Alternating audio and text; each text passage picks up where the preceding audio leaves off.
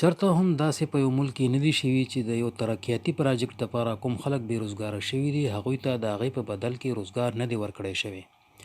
دا د زروبی کلی د اباسین غاړه ده چرته چې به د دې کلي په لسګونو خلکو میان نیسل او په بازار کې به یې خرڅول او د هغې په بدل کې به یې خپلو بچو او کور والا له تیل مالګه اخیستل او د ژوند ګاډی به یې په خوشحالۍ سره روان و. خو چې کله غازي بروته ډیم جوړ شو او د اباسین ټولې اوبه واړې دي نو دا خلک بېروزګاره شو. نن به مونږ د اباسین ښي لاسته د دې کلو د میانو ښکاریانو سره په دې اړه خبرې کوو. دا زلمی شوکت دی او زروبی سره تعلق لري. دوی وایي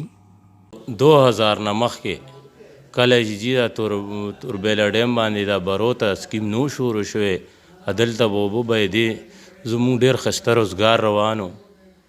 میان به ونیسل د ورځې به چې کوم دی نو بچو له کور له مزدوري کوله چې هېڅ په نون د 1000 روپو میان به مونږ د ورځې دا خرڅول او زمونږ به ښه سیسټم روان و. خو کله نه چې دا اوبه واړې دي دې سره زمونږ د میانو روزګار ختم شو. مسکین خان چې د زروبی کلی دی د میانو ښکاري او ډیلرو هغه به میان د ښکاریانو نه اخیستل او نورو کلو او ښارونو ته به یې سپلای کول. هغه صدارنګ وویل دې نه مخکې مونږ 40 کاله وشو زما د دوکان هغې نه مخکې مونږ کاروبار کول د میو کاروبار زمونږ ډېر ښه چلېده او مونږ لکه پیسې به هم بټ کولې الټا دا چې ما پکې ښه ما ځان سره وخت تېرېده بچي مې وګڼه هغوی سبقونه مې هر څه یې کول. اوس چې دا کم نه کم د یاسینو چیرې مونږ پله مونږ بیا کاروبار بس کړ کاروبار نه چلېده چې میونه هغې نه پس چې نه اوس چې کم دی نه کم 3-4 لاک روپۍ په ما قرضه وخته. د اباسین په غاړه ټوپۍ یو غټ کلی دی. د میانو ښکاریانو به د ښکار نه پس په سمدستي توګه دا تازه مایع دې بازار ته راوړو او په ښه قیمت به یې خرڅ کړو. دلته حکمت الله چې د میانو کاروبار کوي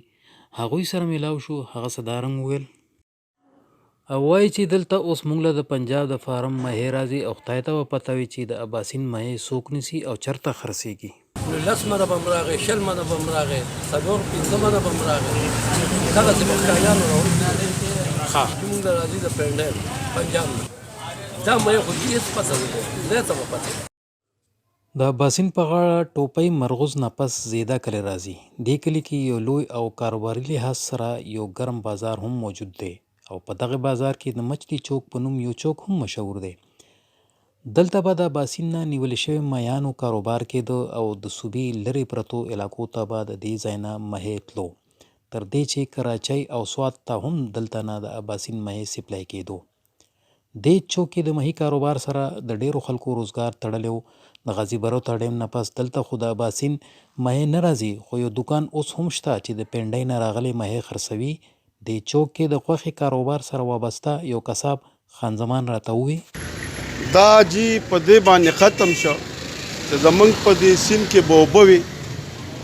ښه جي دې سیند کې به جي اوبه وي ډېرې زیاتې او د دې غاړو خلک په تله او په هغې کې به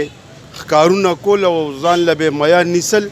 او هغه به د دې زیدې د چوک ته راړل. دې کې شوکت خان نوم او یو نیازی کو چې په هغې به یې خرڅول او هغې به بیا جي سپلای کوله بره د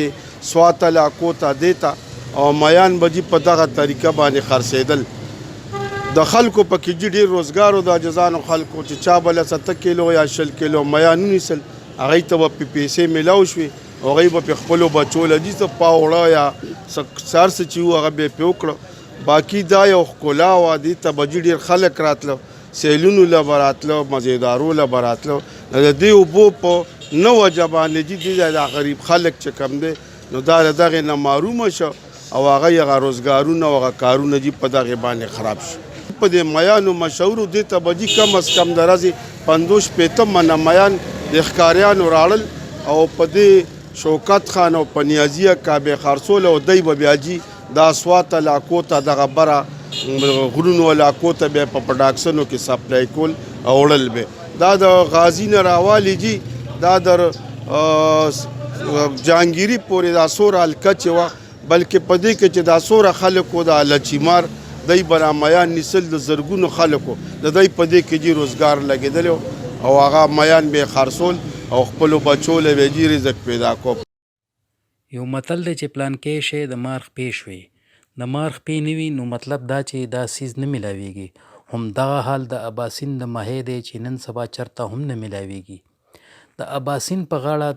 هند کلي کې د پېښور لاهور موټروي پل سره نږدې